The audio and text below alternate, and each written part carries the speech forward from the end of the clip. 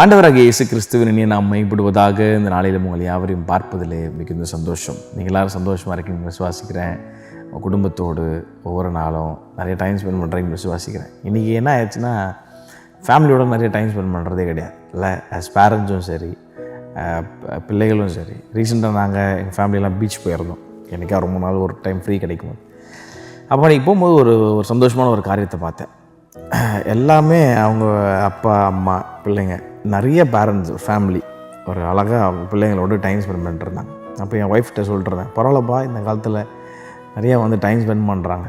ஏன்னா ரொம்ப பிஸியான வேர்ல்டில் வாழ்ந்துட்டுருக்கிறதுனால வேலைக்கு போகணும், வீடை கவனிக்கணும், பிள்ளைகளுக்கு ஃபீஸ் கட்டணும், அவ்வளோதான். இதுதான் ரொட்டீனாக ஓடிட்டுருக்கே தவிர ஒரு கணவன் மனைவியாக உட்காந்து பேசுகிறதோ இல்லை பிள்ளைங்கிட்ட உட்காந்து விசாரிக்கிறதோ, அது கணவரோட பேசுகிறதோ பிள்ளைகளை கவனிக்கிறதோ, இன்றைக்கி அது கொஞ்சம் அப்படியே டம்மியாகி ஒரு மிஷன் வாழ்க்கை மாதிரி ஓடிட்டே இருக்குது. அதான், ஆனால் அது ஒரு ஹெல்த்தி லைஃபே கிடையாது. ஆமாம், ஏசப்பா என்ன சொல்கிறாரு, குடும்பம் என்கிற அமைப்பு இயேசு கிறிஸ்துவால் உண்டாக்கப்பட்ட ஒன்று. ஃபேமிலி என்ற வேர்டு ஆண்டவரால் உண்டாக்கப்பட்ட ஒன்று. மனிதன் தனிமையாக இருப்பது நல்லதல்லன்னு சொல்லி ஆண்டவர் மனிதனுக்கு ஏற்ற துணையை ஏவாளை கொடுத்து குடும்பம் என்கிற அமைப்புக்குள்ளே அவங்களை கொண்டு வந்தார். ஃபேமிலி அப்படின்னா அது ஒரு கார்டன், அழகான ஒரு தோட்டம் போன்றது அப்படின்னு வசனம் நம்ம வேதத்தில் நம்ம பார்க்கலாம். Family is like a garden. கர்த்தர் ஒரு அழகான ஒரு தோட்டத்துக்குள்ளே 2 பேரை வைக்கிறார். ஏன் வைக்கிறாரு? நீங்கள் ஆசீர்வாதமாக இருங்க, பலுகி பெருகுங்க அப்படின்னு சொல்கிறார். அப்போ அதுக்கு தான் கர்த்தர் ஃபேமிலி கொடுத்துருக்கிறார். நிறைய பேர் இன்றைக்கி இருப்போம், கல்யாணம் பண்ணால் அதோடு அவ்வளோதான், அதோடு அவங்க உண்டுன்னு இருப்பாங்க, வேலை உண்டுன்னு இருப்பாங்க, பிள்ளைகளை கவனிக்க மாட்டாங்க, மனைவி கவனிக்க மாட்டாங்க, கணவனை கவனிக்க மாட்டாங்க, பிள்ளைகளை கவனிக்க மாட்டாங்க. அவங்க பாட்டுன்னு பிஸியாக ஓடிட்டு இருப்பாங்க, லைஃப் பாட்டுன்னு ஓடிட்டே இருக்கும். அது ஒரு ஹெல்த்தி லைஃப் கிடையாது, அது ஒரு ஹெல்த்தி ஒரு ஃபேமிலி கிடையாது, அது ஃபேமிலி பில்ட் பண்ண முடியாதுன்றத ஆண்டவர் சொல்கிறார். அப்போது ஒரு ஃபேமிலினா அது ஒரு அழகான கார்டன் போன்றது, அது ஒரு அழகான கார்டன். ஆமாம், ஒருவேளை சத்தத்தை கேட்டுக்கொண்டிருக்கிற அப்பா அம்மாவாக இருக்கலாம், பிள்ளைகளாக இருக்கலாம். ஒரு ஃபேமிலி, அழகான ஒரு ஃபேமிலி கர்த்தர் கொடுத்துருக்குறார். இந்த ஃபேமிலியை கட்டுவதற்கான முழு பொறுப்பையும் கர்த்தர் எங்கே கொடுத்துருக்கிறாருன்னா மனைவிடத்தில் கொடுத்துருக்கிறார். வீடை நல்லா புத்தியோடு கட்டு, புத்தி உள்ளவள் தன் வீட்டை கட்டுகிறாள், புத்தி இல்லாதவளோ தன் கையால் அதை இடித்து போடுறாளாம். அப்போ அழகான ஃபேமிலி கர்த்தர் கொடுத்து கொண்டிருக்கிறார். இன்றைக்கி ஏன் ஃபேமிலிக்குள்ளே தேவையில்லாத பிரச்சனை, தேவையில்லாத போராட்டம், தேவையில்லாத சமாதான சீர்கேடுகள் ஏன் வருதுன்னா, இந்த ஃபேமிலியை சுற்றிலும் ஒரு பவுண்டரியை கற்று வச்சுருக்கிறார். நான் சொன்ன ஃபேமிலி என்ற வார்த்தைக்கு அர்த்தம் கார்டன். உங்கள் வீட்டில் ஒரு தோட்டம் இருக்குது. உங்கள் வீட்டில் ஒரு தோட்டம் இருக்குன்னா இந்த தோட்டம் சுற்றிலும் நீங்கள் என்ன போட்டிருப்பீங்க? ஒரு வேலி போட்டிருப்பீங்க. ஏன் வேலி போட்டிருக்கிறீங்கன்னா, தேவையில்லாத எதுவும் உள்ளே வரக்கூடாது, எலி வரக்கூடாது, இந்த மாதிரி ஃபாக்ஸ் உள்ளே வரக்கூடாது. அழகான பூக்கள், அழகான செடி கொடிகளை அது மாடு ஆடெல்லாம் உள்ளே விட்டுட்டா அது அந்த தோட்டத்தை சீரழிச்சிடும்.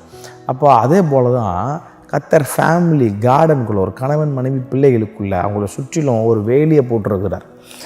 அந்த வேலியை அப்போது அந்த வேலி ரொம்ப பாதுகாக்கப்பட வேணும். இயேசு கிறிஸ்துவின் ரத்தத்தால் அந்த வேலி பாதுகாக்கப்பட வேணும். பிசாசு யோபுவை பார்த்து சொல்கிறான், ஆண்டவர் கேட்குறாரு, எங்கே போயிட்டு வரேன் போது அவன் சொல்கிறான், உலகம் சுற்றி திரிஞ்சு வரேன். ஆண்டவர் கேட்குறாரு, என் தாசனாகி யோபின் மேல் கண் வைத்தாயோ அப்படின்னு சொல்லும்போது பிசாசு பாருங்கள், கரெக்டாக நோட் பண்ணி சொல்கிறான் பாருங்கள். எங்கே போக முடியுது யோபு வாழ்க்கையில்? நீங்கள் தான் யோபு வாழ்க்கை சுற்றிலும் ஒரு வேலி போட்டு வச்சுருக்கிறீங்களே, ஒரு காம்பவுண்டு போட்டு வச்சுருக்கிறீங்களே. அப்போது பாருங்கள், கர்த்தர் ஃபேமிலிக்கு ஒரு காம்பவுண்டு போட்டிருக்கோம், ஒரு கார்டன் போட்டிருக்கு. இன்றைக்கி ஏன் வீடு கட்டும் போது வெளியே ஒரு 2 இன்ச்சு 3 இன்ச்சு விட்டு நம்ம ஏன் காம்பவுண்டு போடுறோம்? திருடன் உள்ளே வந்துடக்கூடாது, ஆபத்தான எதுவும் உள்ளே வந்துடக்கூடாது. அப்போது ஒரு பாதுகாப்புக்காக. அப்போ பாருங்கள், கர்த்தர் ஃபேமிலிக்கு ஒரு பாதுகாப்பு வச்சுருக்கிறார். இன்றைக்கி நிறைய குடும்பத்தில் சமாதான சீர்கேடு, தேர்ட் பர்சன்ஸ் உள்ளே வந்துடுவாங்க, தேவையில்லாத ஆட்கள் உள்ளே வந்துடுவாங்க. இன்றைக்கி பிள்ளைங்க சமாதானமாக இல்லாமல் வேறு எங்கேயோ போதுன்னா தேவையில்லாதெல்லாம் உள்ளே வந்துடும். குடும்ப ஜபம் இல்லாமல் போயிடுச்சு இன்றைக்கி நிறைய ஃபேமிலியில். இப்போது ஃபேமிலியை காப்பாற்றுறது நாட் ஓன்லி ஒரு ஒய்ஃபுடைய வேலை கிடையாது, நாட் ஓன்லி ஒரு ஹஸ்பண்டுடைய வேலை, நாட் ஓன்லி பிள்ளைகளுடைய வேலை, எல்லாரும் இணைந்தால் தான் ஒரு ஃபேமிலி. அப்போது ஃபேமிலியை ரொம்ப பத்திரமாக எல்லாத்துக்கும் மேலே when Jesus Christ becomes the center of the family, இயேசு கிறிஸ்து அந்த குடும்பத்தில் இருப்பாங்க. நீங்கள் நல்லா யோசிச்சு பாருங்களேன், தோட்டத்தில் ஆதாம் ஏவாள் அவங்க மட்டும் இல்லை, இயேசு கிறிஸ்து அவர்களோடு உலாவினார். என்றைக்கு அந்த காம்பவுண்டு வாழை விட்டு அந்த பாம்பை உள்ளே விட்டானுங்களோ, என்றைக்கு அந்த பாம்பு உள்ளே வந்துருச்சோ, என்றைக்கு அந்த பிரச்சனை சர்மம் உள்ளே வந்ததோ பாருங்கள், அன்றைக்கி இயேசு கிறிஸ்துவுக்கும் அவங்களுக்கும் இருக்கிற தொடர்பு கட்டாயிடுச்சு. அப்போது இதை கேட்டுக்கொண்டிருக்கிற அன்பு உள்ளங்களை, ஃபேமிலிஸ், ஜெபம் உங்கள் ஃபேமிலியை காப்பாற்றும். ஒருவேளை என் குடும்பத்தில் ரொம்ப சமாதான பிரச்சனை இருக்குது, என் கணவன் எங்கள் 2 பேருக்கும் அடிக்கடி சந்தேகம், நிறைய பிரச்சனை இருக்குது, அப்படி இருக்குண்ணா ஜெபத்தில் உட்காருங்க. தேவ சமூகத்தில் உன் கணவன் சரியில்லையா, மனைவி நம்ம ஜெபத்தில் உட்காந்து சரி செய்வோமானால் அவர் ஆட்டோமேட்டிக்காக கர்த்தர் அவங்களை கொண்டு வருவார். மனைவி சரியில்லையா, நீங்கள் ஜெபத்தில் உட்காருங்க. கஷ்டம்தான், ப்ராக்டிக்கலாக நான் பேசுகிறது கஷ்டம்தான். உட்காரும் போது ஆவியானவர் வந்து செயல்படுவார். ஆவியானவருக்கு இடம் கொடுத்தீங்கன்னா ஆவியானவர் செய்வார். நம்மளே நம்ம ஸ்ட்ரென்த்தில் எல்லாத்தையும் பார்த்து நம்ம சிஐடி வேலை பண்ணி நம்ம இந்த ப்ரூஃப் கண்டுபிடிக்கிறோம், அந்த ப்ரூஃப் கண்டுபிடிக்கிறோம், இதை பண்ணுறோம், அதை போகிறேன்னு சொன்னால் ஆண்டவருடைய செயலை நம்மளால் பார்க்கவே முடியாது. பிள்ளைங்க சரியில்லையா, பிள்ளைங்க ரூமை போட்டுட்டு உள்ளே இருக்கிறாங்களா, வேறு சம்திங் ராங். நீங்கள் ஆண்டவர் சமூகத்தில் பிள்ளைங்க தூங்கும் போது தலைமையில கை வச்சு ஜெபம் பண்ணி பாருங்கள், ஆண்டவர் சூழ்நிலையில் மாற்றுவார். Prayer is a beautiful weapon.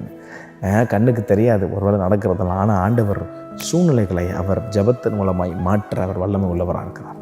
ஆகவே இந்த காலவெளியில் பார்த்து கொண்டிருக்கிற ஒவ்வொரு ஃபேமிலி குடும்ப ஜெபம் பண்ணுங்கள், ஆண்டவருடைய வார்த்தையில் வளருங்க. தேவையில்லாத இடத்துல ஒப்பீனியன் கேட்டுட்ருக்காதீங்க, தேவையில்லாத இடத்துலாம் போய்ட்டு ஐடியாஸ் கேட்டுருக்காதீங்க. ஆண்டரை நம்புங்க. ஏன்னா குடும்பம் என்கிற ஒரு காரியத்தை இயேசு கிறிஸ்துவே ஆரம்பித்து வச்சுருக்கிறார்.